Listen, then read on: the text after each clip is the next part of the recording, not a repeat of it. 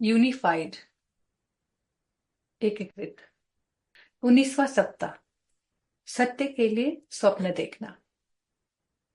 आप जितना महसूस करते हैं आप उससे कहीं अधिक हैं। हालांकि अब आप तेजी से अपनी समग्रता, अपनी टोटलिटी को समझ रहे हैं। इस सप्ताह आप एक और रोमांचक पहलू का पता लगाएंगे, आपके सपने। सपनों से हर कोई मोहित होता है। वैज्ञानिक सपने देखने के शारीरिक विज्ञान की खोजबीन करते हैं। उन्होंने तीव्र नेत्र गति REM, जिसे हम कहते हैं, बिल्कुल स्थिर शरीर और सक्रिय मस्तिष्क तरंगों के पैटर्न को समझा है।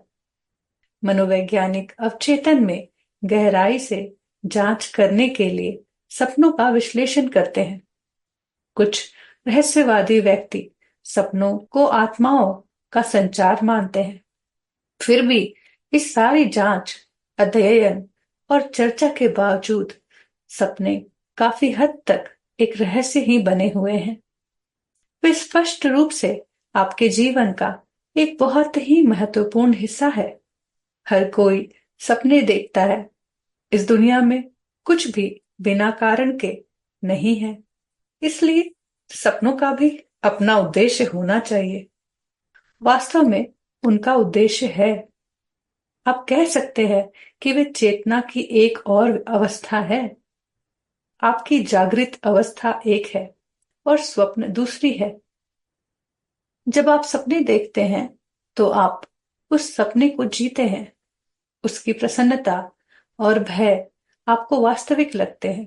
उसके अनुभव आपके मन में क्रियान्वित होते हैं। वर्षों से मानव जाति ने विशाल अवचेतन मन को जानने का प्रयास किया है। आपके विचारों और अनुभवों के योग का विशाल भंडार। यह आपका व्यक्तिगत कंप्यूटर है।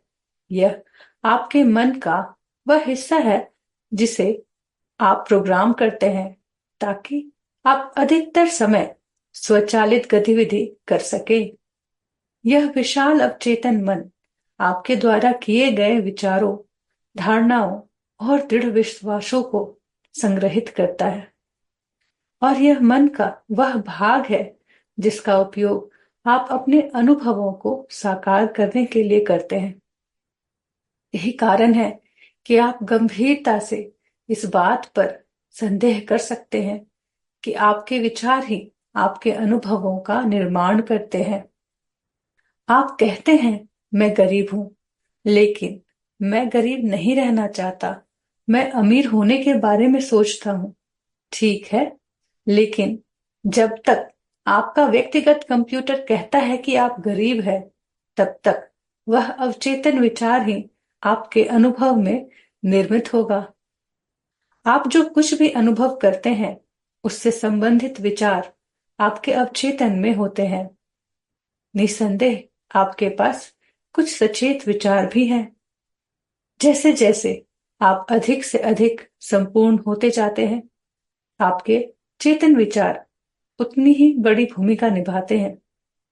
संपूर्णता में जब आप अपने उच्च स्व के साथ पूरी तरह से एकीकृत होते हैं और आपके विचार ईश्वर के विचारों के साथ एक होते हैं, तो आपके पास वही होता है जो आप सचेत रूप से सोचते हैं। आप जो भी सोचने का निर्णय लेते हैं, उसके लिए अवचेतन मन आपका सदैव आज्ञाकारी सेवक है। जब तक आप पूर्णता के उस बिंदु तक नहीं पहुंच जाते, तब तक आपके बहुत सारे अनुभव स्वचालित होने के कारण आते हैं। आपने जो अवचेतन मन में प्रोग्राम किया है, आप उसका अनुभव करते हैं। आप अवचेतन मन के प्रोग्राम को कैसे बदल सकते हैं? इस पाठ्यक्रम की तकनीकें निश्चित रूप से ऐसा करेंगी। आप अपने उच्च स्व से वे विचार प्राप्त करते हैं जिन्हें सुधारने की आवश्यकता है। आप अपने उच्च स्व से अपनी सच्ची इच्छाओं की पुष्टि करते हैं और सीखते हैं कि आपके पास कौन से विचार हैं जो आपके रास्ते में खड़े हैं।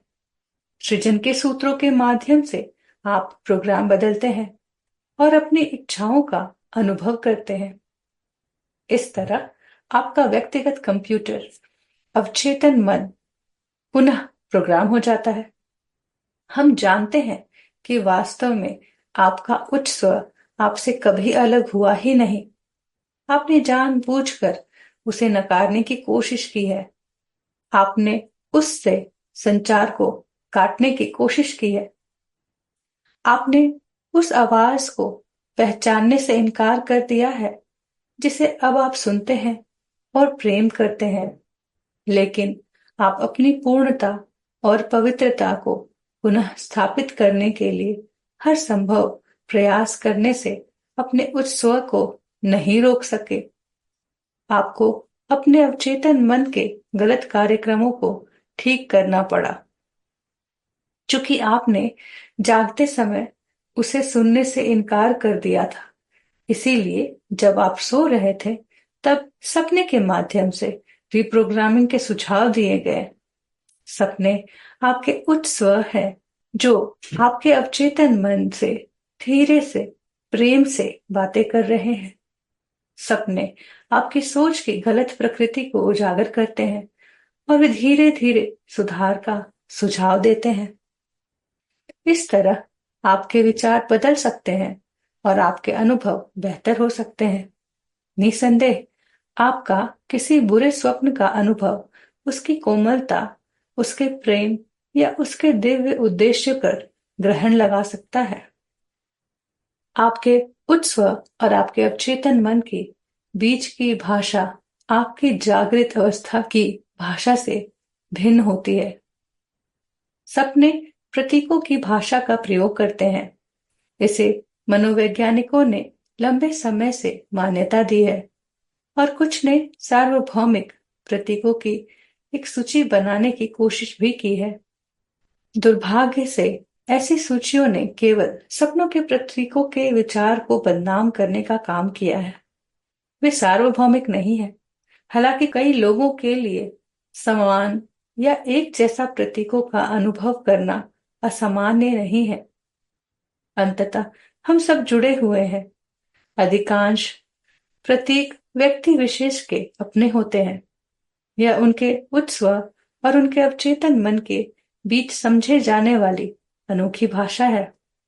यदि आपके सपनों को समझा जा सके, तो वे आपको कुछ विचारों की स्पष्ट तस्वीर देंगे, जिन्हें आपको ईश्वर के विचारों के अनुरूप होने के लिए सही करने की आवश्यकता है। लेकिन उन्हें कैसे समझा जा सकता है? यह आसान है। आप बस अपने उच्च स्व से पूछें कि वह अपनी जागृत भाषा में आपको बताए कि उनका क्या मतलब है। आज रात अपने सपनों को याद रखने के लिए एक सृजन का सूत्र बनाएं। इस सूत्र को लिखने की कोई आवश्यकता नहीं है। जैसा उचित लगे, अपने उच्च स्व से सहायता और मार्गदर्शन प्राप्त करते हुए सूत्र के प्रत्येक अनुभाग का उपयोग करें। आज रात जब आप बिस्तर पर जाएं, तो कागज और पेन अपने पास रखें। फिर जैसे ही आप जागे, तो सपने के बारे में जो कुछ भी आपको याद है, उसे तुरंत लिखें। भले ही वह महत्वहीन लगे। स्थान, इमारतें, लोग, समय, कार्यवाही, अनुभव की गई भावनाएं, कुछ भी असामान्य, क्या कहा गया था, रंग इत्यादि। जितना याद हो उतना लिखें और जल्दी से लिखें। अधिकांश सपनों की स्मृति धुंधली होने से पहले आपके पास केवल कुछ ही मिनट होते हैं। भले ही आप आश्वस्त हो कि आपको सपना याद रहेगा, फिर भी उसे लिख लें। आप शायद उस सपने को जितना सोचते हैं, उससे अधिक शीघ्रता से भूल जाएंगे। सपने का अर्थ जानने के लिए अपने शांत समय का उपयोग करें। बस आप अपने उच्च स्व से कहें कि वह आपको अपने सपने की व्याख्या बताएं। पूर्वानुमान ना करें। आपको आश्चर्य होगा कि आपने जो अनुमान लगाया था, उसकी तुलना में उसका अर्थ कितना भिन्न है। सुनिश्चित करें कि सपने के सभी पहलुओं की व्याख्या की जाए। सपने में प्रत्येक व्यक्ति का क्या मतलब था? प्रत्येक इमारत क्या दर्शाती है? क्या समय का कोई महत्व था? गतिविधि का क्या मतलब था? आदि। जब आपको लगे कि आपके पास पूरी व्याख्या है, तो पूछे, बस इतना ही? जब तक आपको हाँ के संकेत ना मिल जाए, तब तक व्याख्या जारी रखें।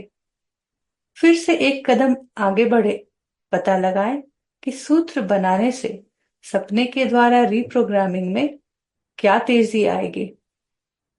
यह महत्वपूर्ण है और इस प्रक्रिया पर सचेत नियंत्रण लेने का यह आपका मौका है।